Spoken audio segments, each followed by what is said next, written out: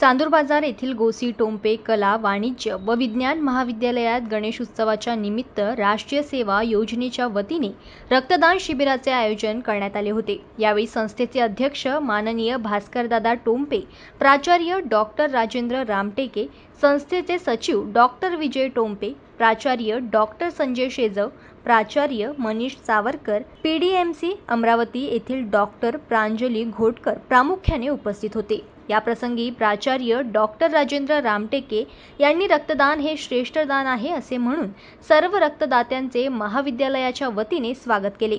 तर संस्थेचे अध्यक्ष भास्करदादा टोंपे यांनी मानवी जीवन जसे अनमोल आहे तसे रक्तदान सुद्धा अनमोल असून त्यामुळे कोणाचे तरी प्राण वाचते असे म्हणून रक्तदानाचे महत्त्व पटवून दिले। या रक्तदान शिबिरासाठी doctor Panjabrao Deshmukh medical college Amravati येथील स्वाती चुडे, अमोल कुचे, दिनेश कतले, निलेश चौखंडे, गौरी कडू, वैष्णवी चोपडे, राजेश भटकर ही डॉक्टरे चमू उपस्थित राहून रक्तदान शिबिर यशस्वी केले।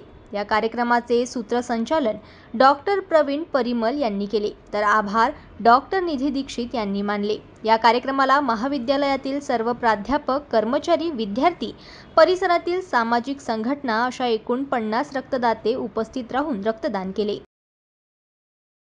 जनमत लाईव्ह न्यूजसाठी चांदूर बाजारमधून मयूर खापरे यांची रिपोर्ट।